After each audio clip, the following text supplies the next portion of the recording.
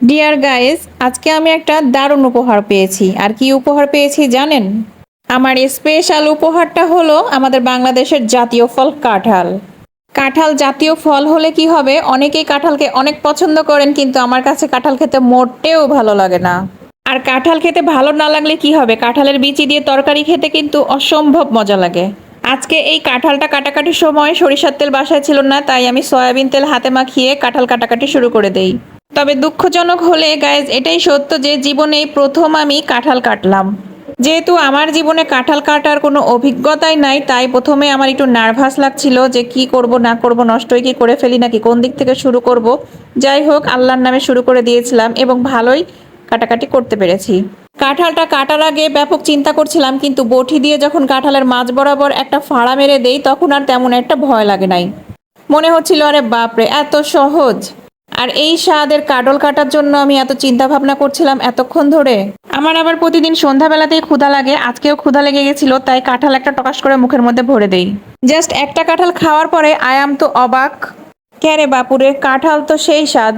প্রতি বছরেই আমি কাঁঠাল দেখলে নাক সিকটাই, আর এখন যদি বাড়ির মানুষ জানতে পারে কাঁঠাল আমার কাছে ভালো লাগছে, তাহলে তো এটা আমার কাছে বিশ্ব একটা লজ্জাজনক ব্যাপার হয়ে যাবে। স্বাদের কাডলটা যখন আমি রান্নাঘরে কাটাকাটি করছিলাম তখন আমার আশেপাশে কেউ ছিল না, তাই আমি বামডান না দেখে সোজা কাডল খাওয়া শুরু করে দেই।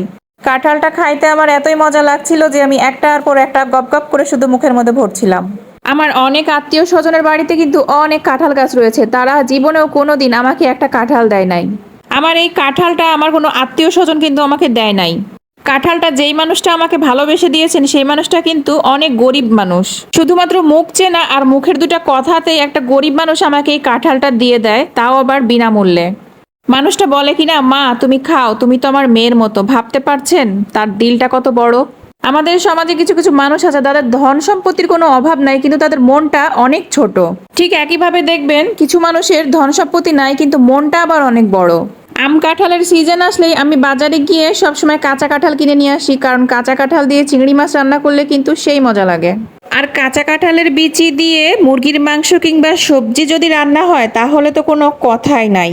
আমার পরিবারের সবাই কাঁঠাল খেতে কিন্তু বেশ পছন্দ করে, শুধু আমার কাছে ভালো লাগতো না, কিন্তু এই বছরে কাঁঠাল খেয়ে আলহামদুলিল্লাহ আমার অনেক ভালো লেগেছে। আজকে কাঁঠাল ভাঙার আগে ভেবেছিলাম কিছু কাঁঠাল বক্সিং করে ফ্রিজে রেখে দিব, কিন্তু কাঁঠাল ভাঙার পরে আমি রাক্ষসের মতো যে পরিমাণ কাঁঠাল খেয়ে ফেলেছি তাতে আর বক্সিং করার কোনো প্রশ্নই আসে না। আমি আজকে যখন এই মজাদার কাঁঠালটা খাচ্ছিলাম তখন মন থেকে সেই মানুষটাকে অনেক অনেক দোয়া করছিলাম, যেই মানুষটা আমাকে এই কাঁঠালটা উপহার দিয়েছেন। সো ভিউয়ার্স, সবাই ভালো থাকবেন, আমার জন্য দোয়া করবেন। আল্লাহ হাফেজ।